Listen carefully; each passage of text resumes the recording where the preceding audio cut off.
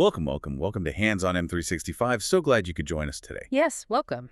We're diving into something I think you'll find really useful, making your Microsoft Teams experience, well, even better, more powerful, more personal. That's exactly right. For this Hands on M365, we're really zeroing in on the most impactful new features and updates for Microsoft Teams, the ones that landed around July 2025. Think of it as your fast track, getting you up to speed, boosting your productivity, especially if you're maybe heading back into a busier rhythm after the summer. Exactly. And we're pulling all this great info from João Ferreira's Hands on Teams blog. He does such a fantastic job consolidating this stuff. He really does.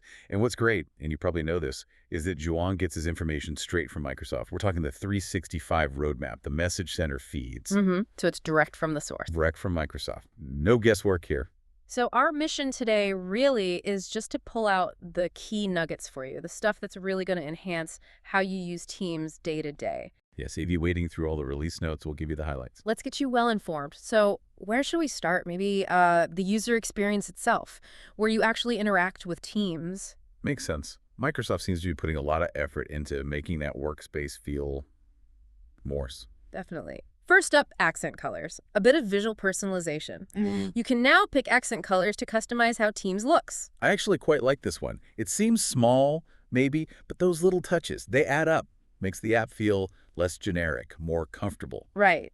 And it's across the board, desktop, Mac, web. Microsoft's rolling it out late July through late August 2025. And the key thing, no admin action needed, right? It just appears. Exactly. It just becomes available for you to choose in settings. Super easy. Nice. Seamless is good. And speaking of visual comfort, managing distractions, there's something new for Windows users. Compact toast notifications. Those little pop-ups. They can be quite intrusive sometimes when you're trying to focus. They really can. So this gives you an option for a smaller, less attention-grabbing alert. Is it just about screen real estate, or is there more to it? Does it genuinely help with focus? I think it does. It's about reducing that visual noise, you know? When you're deep in thought, a big notification can just yank you right out. Yeah, breaks the flow. Exactly. A smaller one lets you stay on task, but still be aware. And again, you control it. Settings, notifications, choose compact. No admin needed there either. Nope. All user choice. Putting control in your hands. Good. Okay, what else on the personalization front? Well, this is a big one, especially for global teams, regional settings separation. Oh, interesting. So language, date, time formats? Exactly. You get full control. You can sync with your OS like before, or, and this is the key part, set them manually within Teams itself. That solves a lot of headaches, I bet. I know people run into issues where Teams doesn't quite match their local settings. Sync issues, confusion with dates. Precisely. This should smooth all that out. Make it feel truly tailored to where you are and how you work. A seamless global experience, that's the goal. Makes sense. Okay, slightly different angle now. Physical spaces, bookable desks. Yeah, a neat little update there. If you use bookable desks in Teams, there's a new first run experience. Basically, a little tutorial pops up the first time. To explain what? To explain the notifications about multiple desk reservations. If you happen to book, say, a desk for tomorrow, but still have one booked for today, Teams will gently nudge you. Prompt you to release the old one. Exactly. It just helps keep desks available, prevents them from being tied up unnecessarily.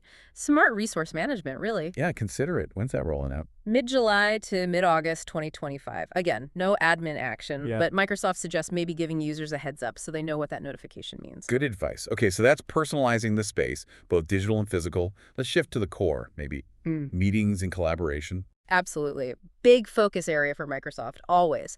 They're aiming to make meetings smoother, less friction. Starting with joining, perhaps. That can sometimes be a scramble. You read my mind. There's a new meeting join bar. If you RSVP'd yes or tentative, you'll see this handy banner. Just makes it easier to jump in. Way easier. It's not just saving a click or two. It's about reducing that little bit of pre-meeting stress, you know, finding the link, opening the calendar. Yeah, that last-minute fumble. Right. This banner lets you join live meetings directly. It even shows if you have multiple meetings happening with a View More option. Simple but effective. When's that coming? Mid to late July 2025. And you guessed it, no admin action needed. That efficiency adds up. Fewer clicks, less distraction. Good. Definitely. And staying with meetings, finding them after the fact, or even finding the invite beforehand, that's getting easier too. Oh, search improvements. Big time! You'll be able to search for meetings right from the main search bar, by name, or even by participant. That's huge. No more digging through the calendar. It's less digging for sure. And you can take action right from the search results join, RSVP, view the recap if it's over. Wow. There's even a dedicated meetings tab that will pop up in search when you search for meetings. It really centralizes things, saves time, prevents those where is that meeting moments. I can see that being incredibly useful. Okay, and for people who need to track attendance. Enhancements there too. Attendance reports are getting new filters and sorting. You can set minimum attendee counts now, filter out the smaller chats perhaps. And better sorting. Yep, sort by date and time. Just makes analyzing that data more efficient. That starts rolling out worldwide from August 18th, 2025. No admin action. Okay, useful for tracking engagement. And for webinar organizers, specifically, there's a dedicated download for registrations. How's that different from the attendee list? It's separate. The attendee list shows who actually showed up. The registration report shows everyone who signed up, even if they didn't attend. Much better for understanding reach and interest. Exactly. Great for follow-up, planning future events, really valuable insight for organizers. Makes sense. What about the in-room experience? Teams rooms. For Teams rooms on Windows, there's a preview of a multiple camera view. So people in the room can see what the remote folks are seeing. Kinda. It lets the people in the room be aware of all the camera streams that are being sent out to remote participants, especially when you have multiple cameras set up in the room. Improves awareness of the remote experience. Precisely. Gives a better sense of presence for everyone. It does need a Teams Rooms Pro license, though. Got it. Pro license needed. And speaking of presence, this next one is pretty futuristic. Immersive events in Teams. It's in public preview. Immersive. Like 3D. Exactly. For Teams Premium organizers, you can host interactive 3D virtual experiences. Think avatars, spatial audio, customizable environments. Wow. Like the metaverse meets Teams meetings. For how many people? Up to 300 attendees. It's not just watching a screen, it's potentially networking in a virtual lobby, interacting with content in a 3D space, trying to capture that in-person event energy. And ambitious. Yeah. Sounds very engaging, potentially. It's definitely a different paradigm for virtual events. Okay, one more on the event front. Town halls. Yes, a much requested feature for Teams town halls. Organizers and co-organizers can now edit and manage the event details directly from Outlook. Consistency? Like you can with webinars already. Exactly the same experience. There's a direct link in your Outlook calendar item that takes you to the Teams Town Hall edit page. Manage registration, tweak details, all without having to jump back and forth constantly. Streamlines things nicely. Good stuff. Okay, ready to shift gears again. Let's talk about intelligence, AI, search, workflows. Yeah, the co-pilot effect and automation. Always interesting. What's new? Let's start with search again, but smarter search. SQL-like commands in the search bar. Like database queries. Sort of.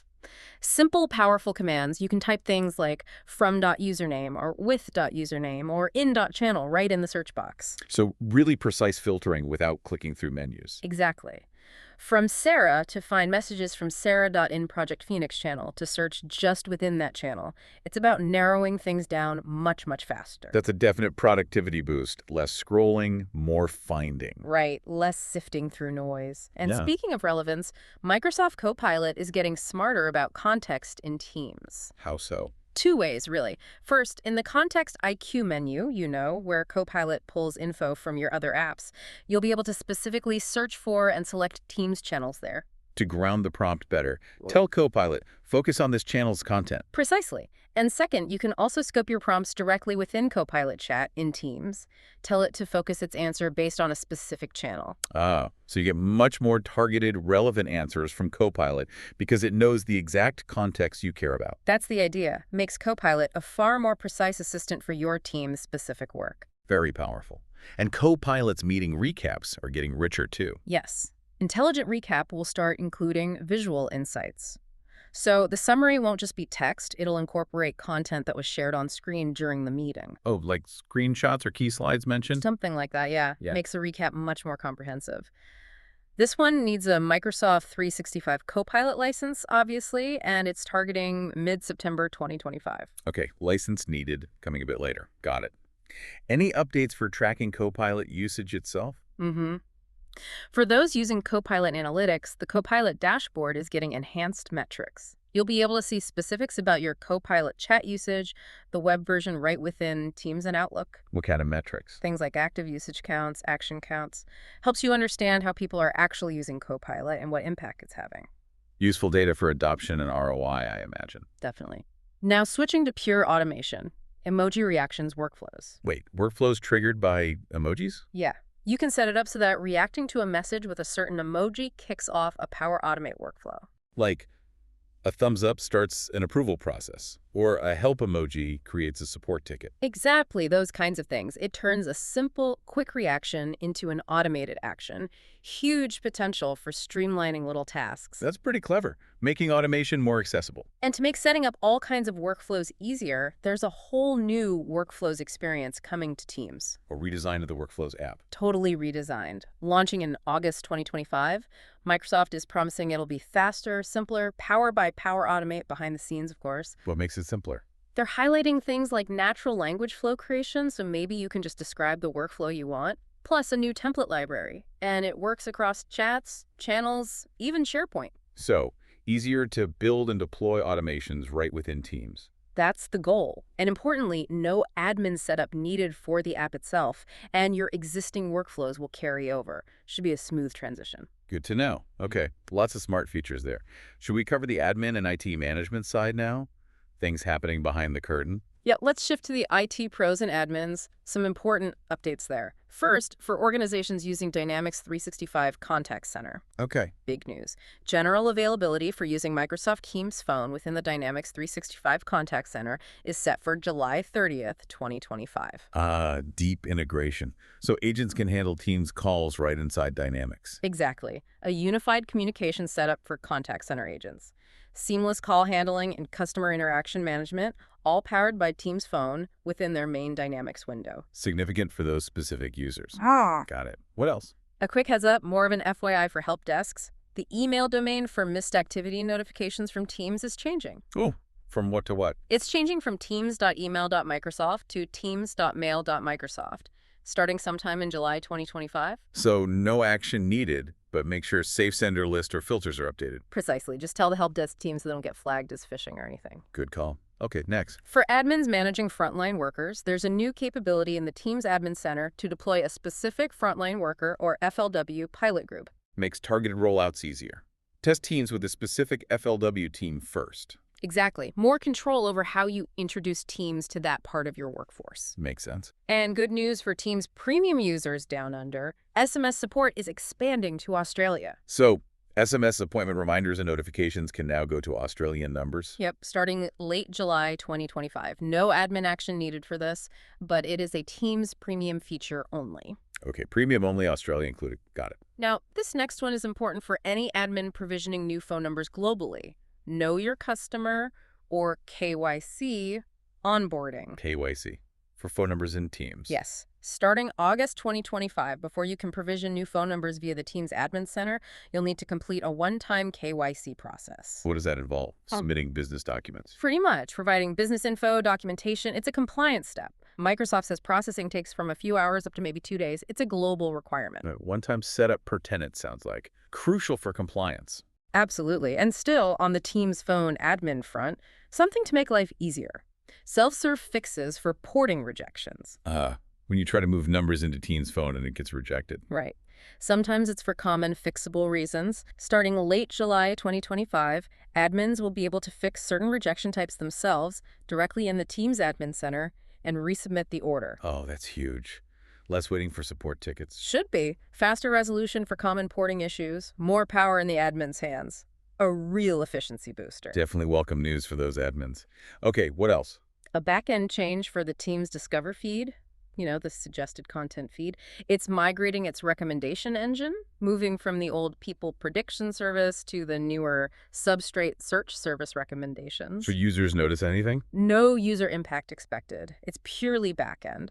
But admins should just double-check that Teams clients, Windows, iOS, Android meet the minimum required versions before August to ensure it keeps working smoothly after the switch. Good technical note. Anything else on the back end or security side? Yes, a really important security update related to meeting join links.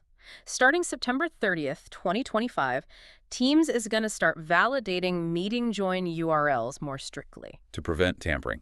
Make Yeah. sure the link hasn't been altered. Exactly. It's to block potentially malicious or broken links. What's the implication for organizations, security tools? This is critical. If you have any security products like web filters, proxies, or email security scanners that rewrite URLs, you need to make sure they don't rewrite Teams meeting join URLs. Because if they do, Teams will see it as an invalid link and block the user. Correct. So no specific admin action in Teams is needed, but IT definitely needs to review and potentially update security policies and configurations to whitelist or bypass Teams meeting URLs from being rewritten. Test it.